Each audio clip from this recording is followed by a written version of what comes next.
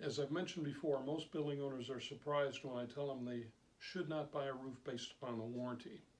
The typical roof in America comes with a 20-year warranty, yet on average they last less than 17 years. Why is that? The second main reason that I can think of is that they are not properly maintained. Making some analogies to the automobile industry.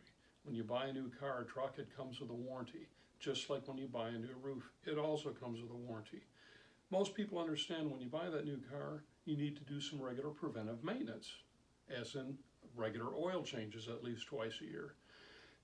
Your roof warranty also requires regular preventive maintenance. For instance, going up on the roof, inspecting it, cleaning the drains and things like that. That's part of a preventive maintenance program. There's also regular restoration.